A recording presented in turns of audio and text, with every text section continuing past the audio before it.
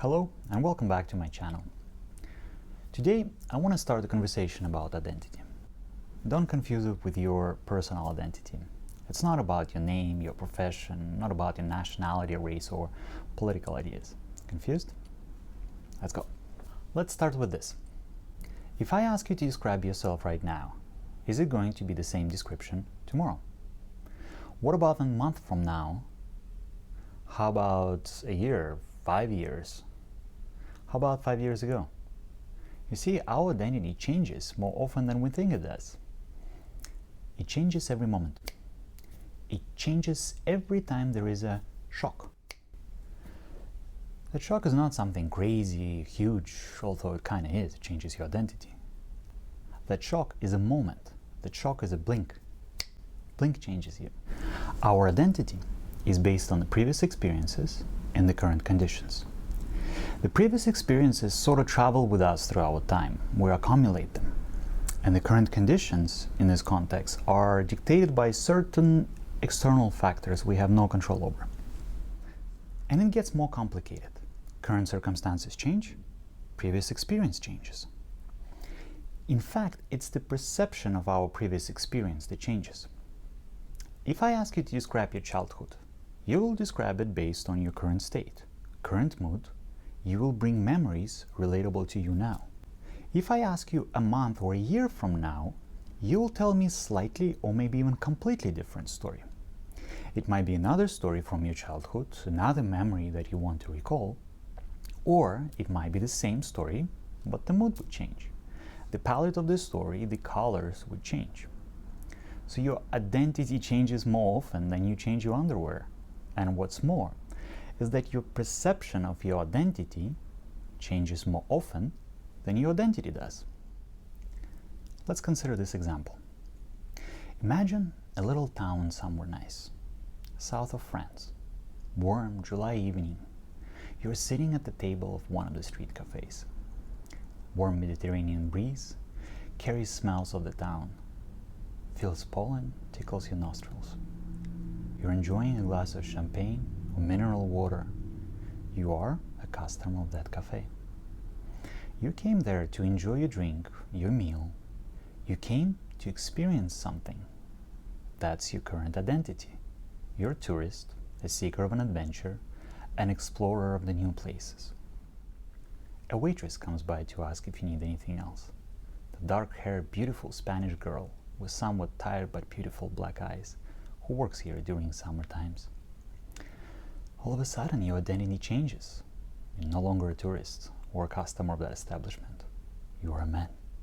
You look at her, you smile, you flirt back. You're a male, you're a gentleman. And just like that, you became an artist, a playful actor who assumed the role of a flirt. You forget everything about your past. You focused on your role now, your perception of your identity in that moment. You smile, she smiles back with her eyes, despite exhaustion, anticipating of a long, exhaustive shift. She walks away, and you go back at being the tourist. But this tourist is not the same as that was sitting there just a moment ago.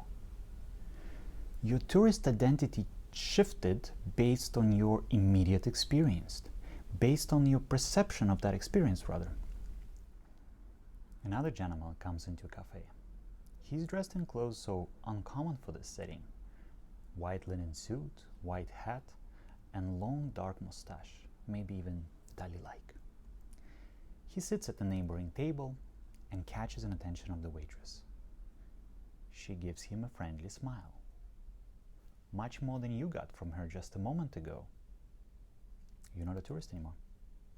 You become something else all of a sudden. You're a man again, but not a flirt you were. You look at the gentleman as your competitor. It's natural.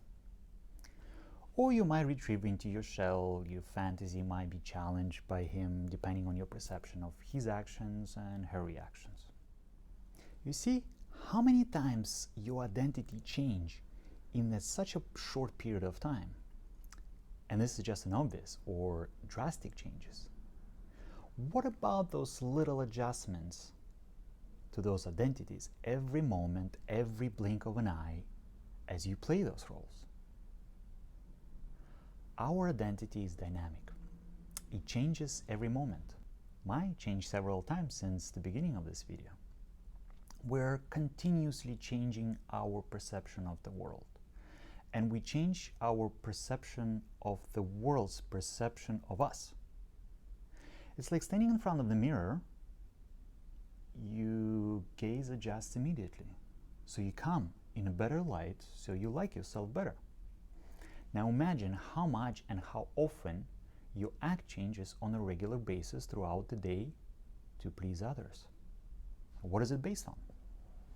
Well, your identity is based on your own perception of your identity, which is in turn is based on the perception of your identity, which is based on, whoa, it's a vicious circle that never ends.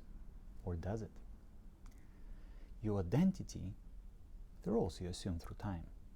One moment you were friends, another you were parent, you were boss or employee, your brother or sister, mother, child. But at the end of the day, those are just roles. You have no idea who you are. You focus on those roles to please the others. Remember the mirror gaze. To appear better in others' mind. But why is it that you need to please others? Well, it's based on that fear of being alone. We talked about in one of those videos before. The fear of disassociation, the fear of losing that identity that you worked so hard on to build throughout your life. From your birth to your fitting periods, your losing, your winning periods. So what is it that we can do? Or maybe it's better to ask why you should do anything about it.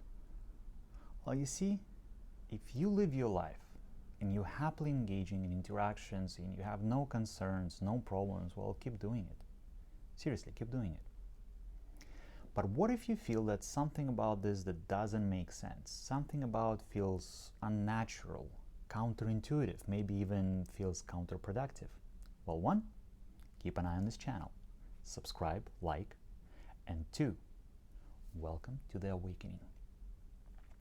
Awakening is the process of disconnecting from those identities. Too bad our parents and teachers don't teach us that when we grow up and we work so hard to build this identity, to fortify it. But who knows? Maybe that's the point of life, to build the identity, spend years of doing it, and then spend what's left after realization on unlinking yourself from it, destroying it. Why?